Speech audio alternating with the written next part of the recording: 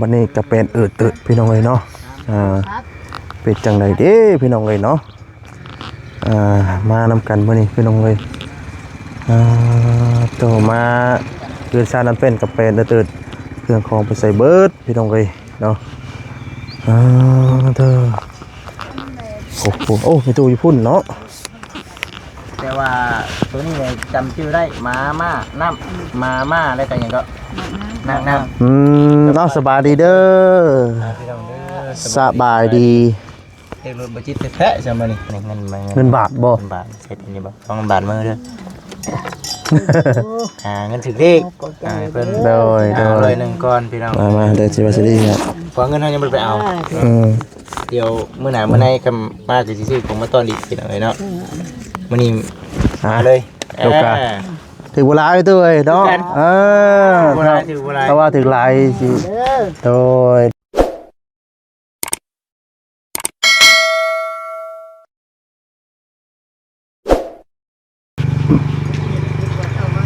พี่น้องเลยเนาะกราบทักทายสบายดีเด้อเนาะสบายดีและสวัสดีพ่อแม่พี่น้อง FC กันเบิ่สู่คนพี่น้องเลยเนาะเอาพี่น้องมื้อนี้ก็ทางบ่าวสะดีได้เดินทางมาฮอดจอดถึงเป็นที่เรียบร้อยพี่น้องเลยเนาะมื้อนี้ก็มาอยู่ที่หน้าบ้านทศเนาะพี่น้องตอนนี้ของทางมีตู้คูณพี่น้องเนาะมาอัปเดตเนาะหลังคาพี่น้องเนาะว่าทางสร้างเพิ่นได้มาเฮ็ดหรือบ่หรือว่าใดๆพี่น้องเอ้ยเนาะก็ทั้งมื้อวันพุธเนาะทั้งบ่เซนนะก็ได้แก้ไม้พี่น้องเนาะแล้วสังกะสีเนาะพี่น้องเนาะมาให้ทางสร้างเฮ็ดพี่น้องแต่ว่ามื้อนั้นก็ทางสร้างเพิ่นก็ได้ลูกเกิดลูกพี่น้องเนาะลูกไปเกิดลูกแล้วก็ได้หลานพี่น้องเอ้ยเนาะแต่ว่ามื้อนี้ก็คิดว่าเพิ่นสิได้มาเฮ็ดพี่น้องเนาะแล้วก็สิมาอัปเดตเนาะให้ทางพี่น้อง FC เนาะรับชมน้ำกันพี่น้องเนาะว่าทางสร้างเพิ่นได้มาเฮ็ดบ่หรือว่าใดๆพี่น้องมื้อนี้ก็มานํกัน4หนุ่มพี่น้องเนาะมีทางบ่าวแซนบ่าวจิตบ่าวคำบัดแล้วก็บ่าวสวัสดีพี่น้องเนาะก่อนอื่นก็ฝากกดไลค์กดแชร์กดติดตามด้วยพี่น้องเด้อเนาะคนละไลค์ละแชร์เนาะและสิ่งสำคัญก็บ่กดข้ามโฆษณาพี่น้องเนาะสนับสนุนทางบ่าวสวัสดีแล้วพี่น้องเนาะก็ฝากกดไลค์กดแชร์กดติดตามเนาะทาง2ทางทางบ่าวเซนแล้วก็ทางบ่าวคำบ่าวจิตพี่น้องเนาะทุกท่านทุกคนพี่น้องเนาะนะครับกดโฆษณาให้เบิดโฆษณาให้แน่พี่น้องเนาะป้าสายพี่น้องเนาะบ่อะไรอย่าห่างเนาะเดี๋ยวสิเข้าไปหาทางมีตัวคูณพี่น้องเนาะ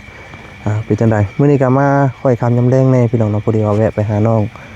รจนาพี่น้องเนาะก็ทางน้องเพิ่นก็ถือว่าดำเนินเนาะเฮ็ดในซานอยู่พี่น้องเนาะก็ดีอกดีใจนํพี่น้องเนาะป้าสายพี่น้องบ่อะไรอย่าห่างเนาะจ้ะมาบัดนี้ก็เป็นตึดพี่น้องเนาะเป็นจังไดเด้พี่น้องเนาะ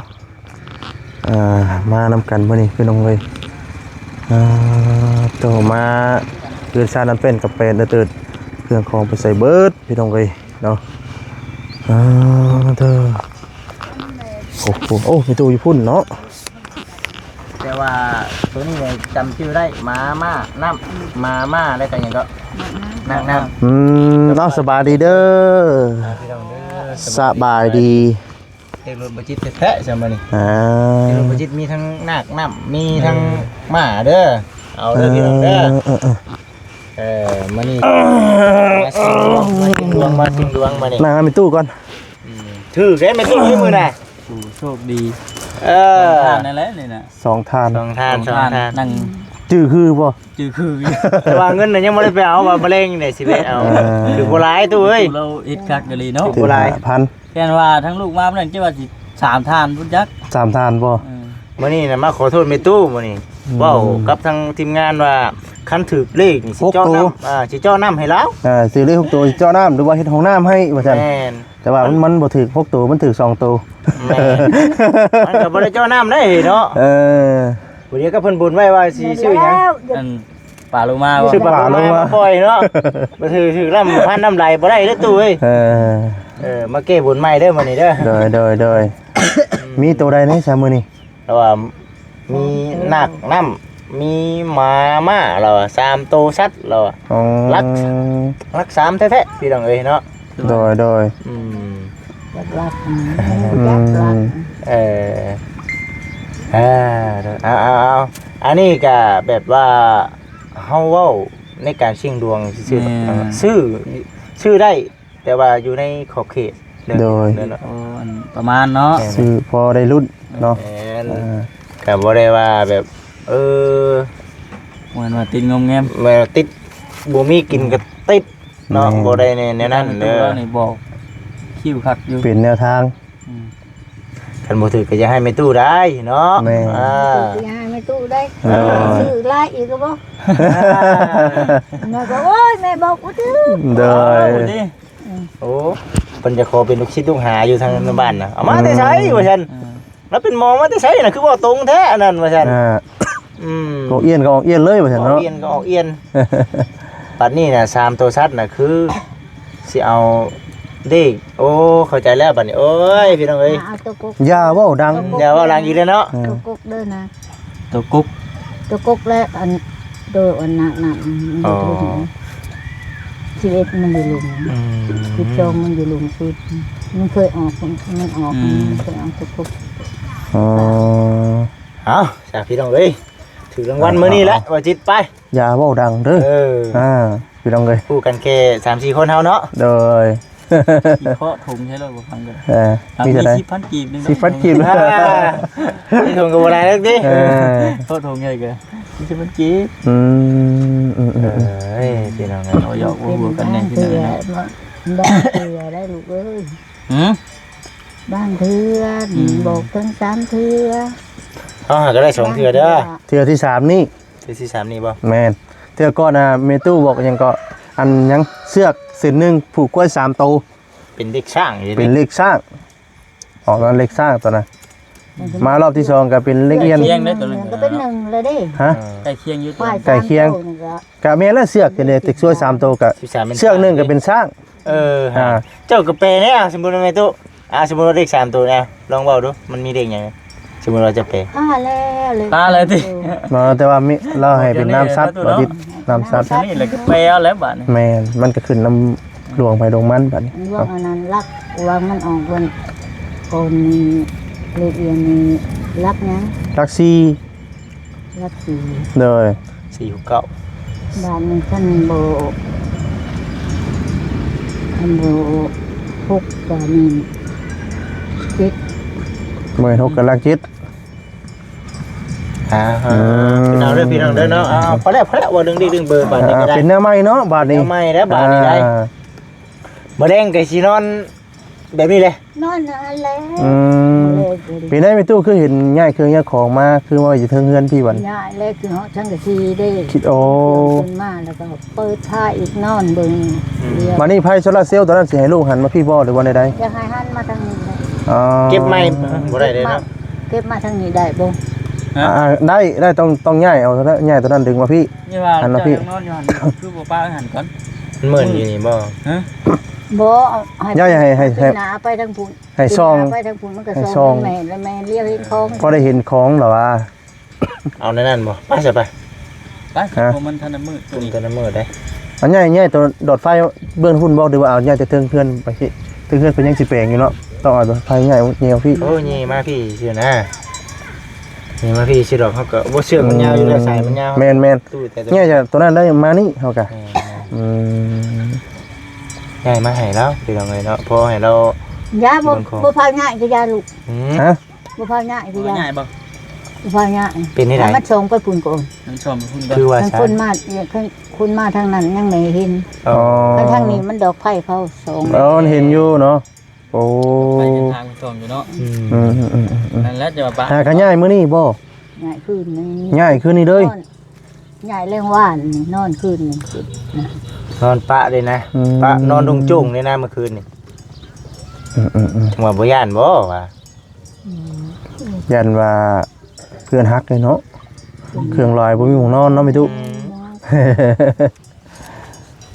ที่ว่าเราจูงกระสอบกระสานขึ้นฟ้าไปถึงพุ่น ตะกี้ว่าอัดถังน้ำบ่อย่างเนาะ ภาษายัง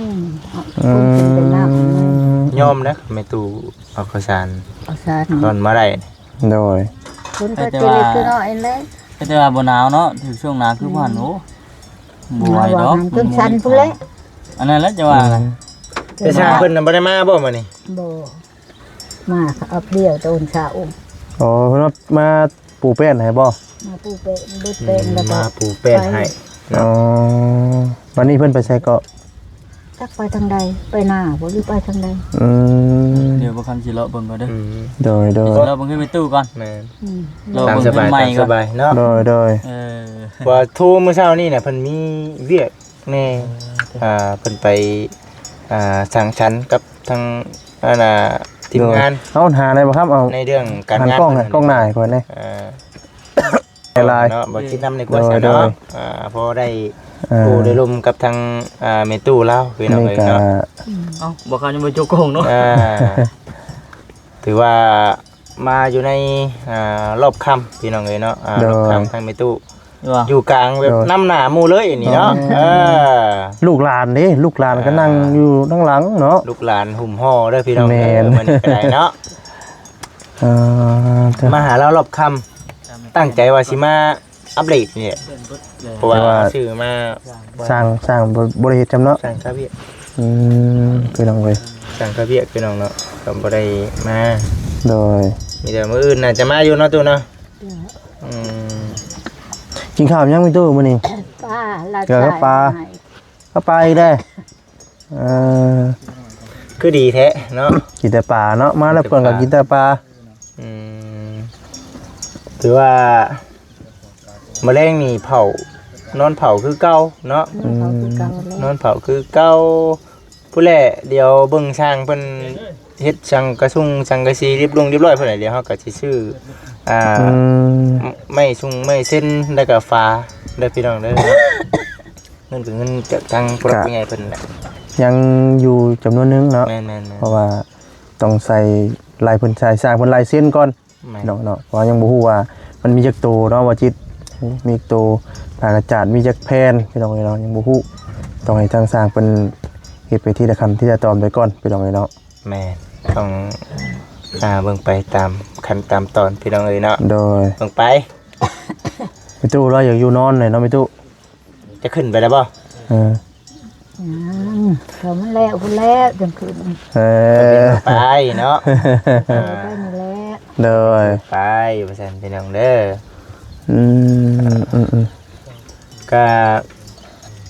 มันก็สิแล้วอยู่หรอกพี่น้องเนาะลูกหลานFC เพิ่นก็ให้ความเป็นห่วงเป็นใยก็มี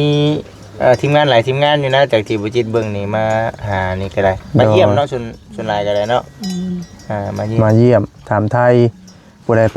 ไกลมากก็นี่แหละเนาะแต่ก็แวะเต้นให้แวะหันหยังก็เครื่องของมาให้แต่ก็ ซื้อเครื่องของมา บางทีก็ ก็ล้านทรายมากก็หาทิศทา โด น ยหมอนบ่น่ะ ป้าแน่พักแน่ทัวแน่ผุนเอามาโดน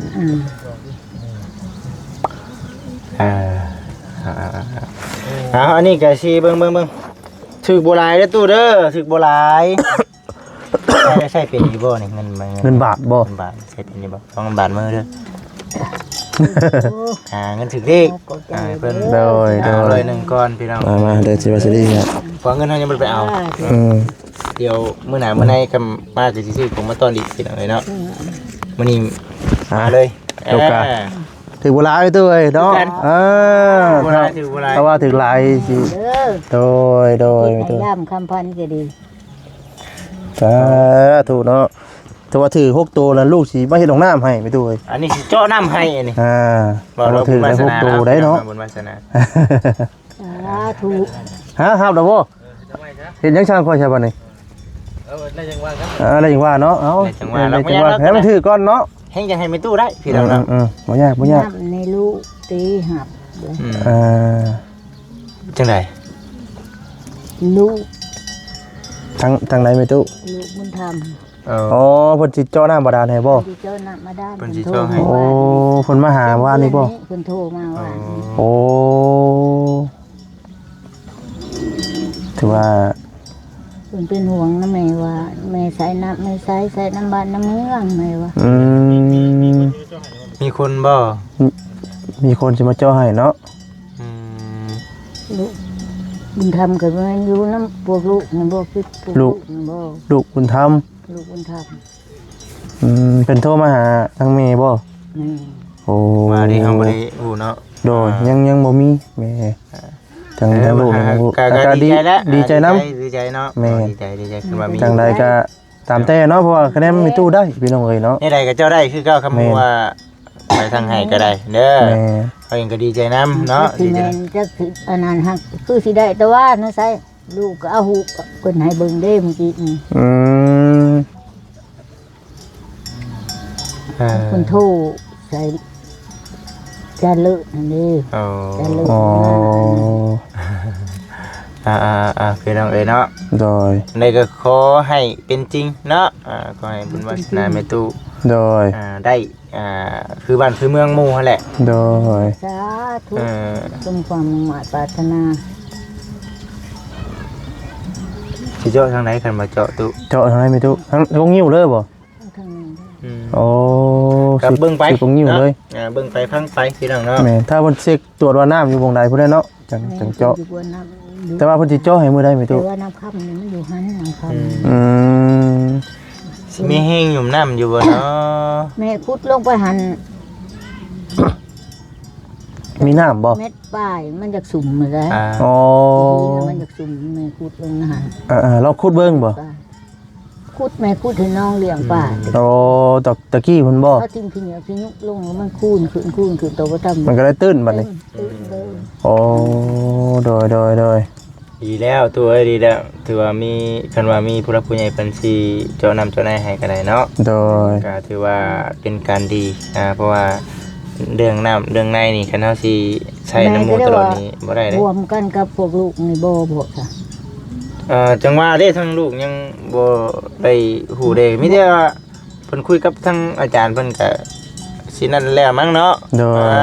นั่นแหละ เพิ่นคุยน้ำ อืม ได้ผู้นั้นมาหา แม่นผู้เพิ่นประสานงาน ว่า โดย แม่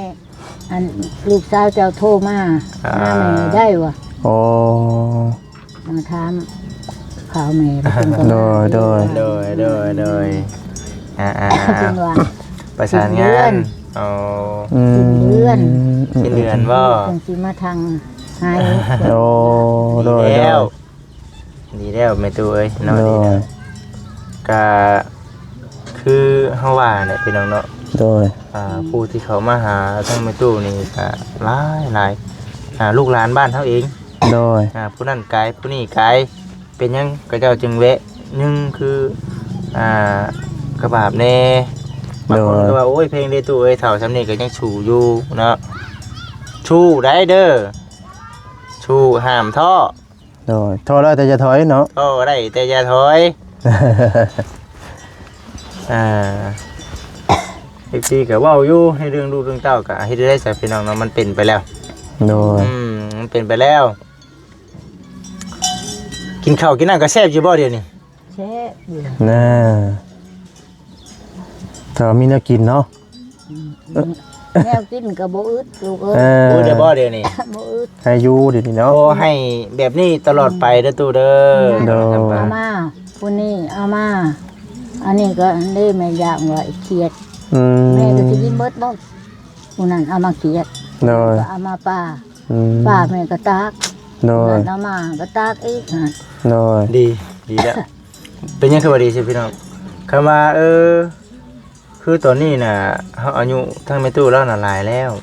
ก็มีคนเอามาให้ เอา ก็ มา ดี ตามคลิกเขา แม่ ก็เห็นคลิกเนี่ย อืม แม่นเราจังบ่ได้ไปหาอยู่หากินพี่น้องเนาะ โดย แต่ว่าคนหนุ่มเฮานี่ต้องไปหาเนาะ แม่น คือทางแม่ตู้นี่ ไทยบ้านนี่ก็ แม่น คู่ลังค่าดิ แม่น พุ่นนั้นได้อีก อื มันบ่ ม ขาดนะ2-3คนเขาเอามาให้ โดย แม่น มันก็กินบ่เบิดเลยลูก คือในความคิดของบ่จิตนี่ถ้าแม่ตู้บ่ได้ไปหาอยู่หากินก็แฮงเป็นการดีเพราะว่าอายุก็หลายแล้วเนาะ โดย เบิ่งแย่งสุขภาพตัวเอง มีลูกหลานในบ้านในเมืองเบิ่งแย่งนี่โอ้แฮงดีใจเนาะบ่ซะดี แม่น นี่คือขนมนั่นคือบ่ซะดีนี่อยู่ดารานี่มีคนเอามาให้นี่บ่เฮ็ดหยังแล้วนั่งกินนอนกินบ่ซะดีเอ้ยเจ้านี่ แม่นบ่ อีกข้านแหละบ่ซะดี เออจะคิดอันนี้บ่ได้เนาะ เดี๋ยวนี้เด้อ มันสิเป็นอันนี้ มันจะเป็นแนวนี้พี่น้องเราจนลายเนาะ อันนี้คือผู้เฒ่านี่คือบ่จิตนี่ในคุ้มขึ้นนี่ว่าเอ้าถ้าเราบ่เฮ็ดก็ ก็เฮ็ดอยู่เฮ็ดน้ำนี่ได้ก็แก๊ก แม่ เนาะ แนวในผู้เฒ่าเนาะ ผู้เฒ่าเฮ็ด เฮ็ดจำตามผู้เฒ่า เกินกำลังหลายก็เพ่เคยเพ่แห้งเฮาถูกเว้ย เฮ็ดจำเฮาเฮ็ดได้แหละเนาะ แต่ว่าบัดที่เราไปย้อนแบบคุมจำเป็นเนาะตัวเนาะ ไปมีความจำเป็นอะไร ถ้าว่าเฮาบ่เฮ็ดบัดจักสิเอาจังใดเนาะเพิ่นสิเฮ็ดให้เฮาเนาะ บัดเมื่อยก็หอบลงเด้ผู้เฒ่า แม่นนะ ให้ได้ให้แต่แม่บ่มือจะได้เด้ อืม เบิ่งไม่ตู้เขาสิถามเด้อคนเฒ่าเมื่อยกับคนหนมเมื่อยนี่มันแตกต่างกันได้เถอะไม่ถูกบ่เอาสุพังดูแต่ผ่านเหตุการณ์นี้มา ตอนเจ้าของยังนมนี่เวลาเมื่อยนี่พักผ่อนแป๊บเดียวก็เช้าเลยบ่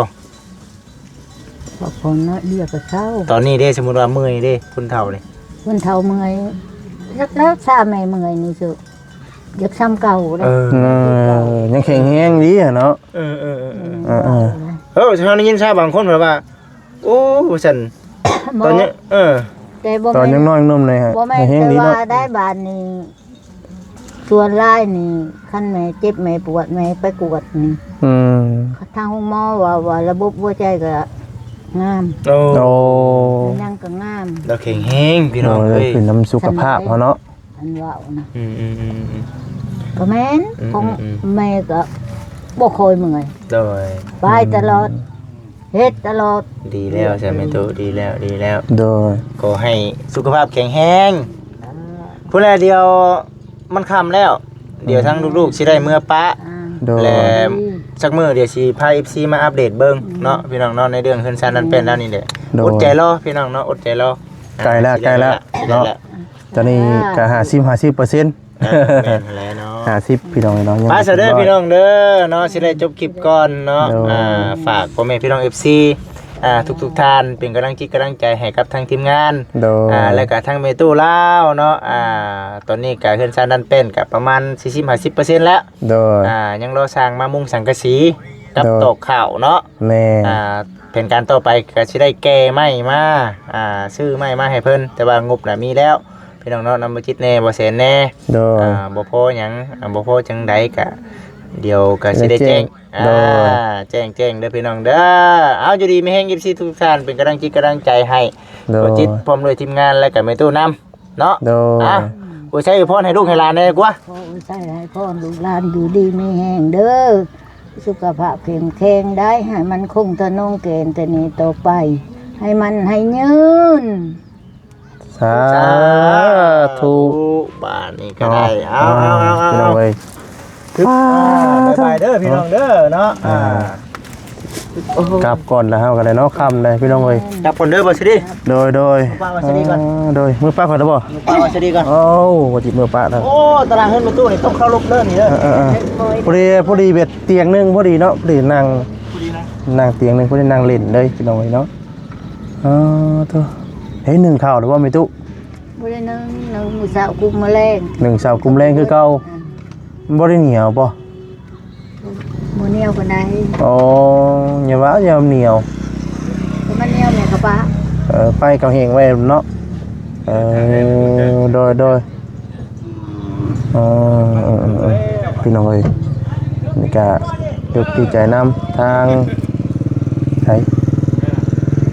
ยัง24บ่24บนทัก24บนทักว่าจิตบ่ใช่พี่น้องเอ้ยเนาะป้าชาเนาะตั้งพี่น้องเอ้ยเนาะทั้งวันจะได้กับสิได้กลับก่อนเนาะมีแต่ว่ารอติดตามนํกันพี่น้องเอ้ยเนาะเพราะว่านี่ก็คอยคันยำแลนะพี่น้องเอ้ยเนาะก็เป็นมือใหม่เนาะพี่น้องเนาะเป็นมืออื่นเนี่ยสร้างบนน่าสิได้มาอยู่เนาะพี่ทุ มามื้อ เพราะว่ามื้อนี้เพิ่นค้าไปเวียกเนาะเวียกขึ้นเฮือนบ่ ไปขึ้นเฮือนทาน อ๋อก็เลยบ่ได้มาพี่น้องเอ้ยเนาะเฮ็ดมื้อเช้านี้เนาะตอนบ่ายบ่ได้มาเลยพี่น้องเอ้ยมื้ออื่นทางสร้างเพิ่นน่ะสิได้ดำเนินการพี่น้องเนาะบ่ได้เฮาสิได้มาอัปเดตเพิ่มเติมอีกพี่น้องเอ้ยเนาะป้าสาพี่น้องเนาะลำลาไปก่อนนะพี่น้องเด้อเนาะสำบายดีพี่น้องเอ้ยเนาะสำบายดีโดยเนาะสา คงตะนงเกณฑ์มันยืนคือแม่นี่ สาธุเนาะให้มันยืนขึ้นไปตู้ให้คักแล้วเนาะโอ้ยพี่น้องเอ้ยสาพี่น้องเอ้ยต้องก้มต่ำๆเด้อเนาะอึบ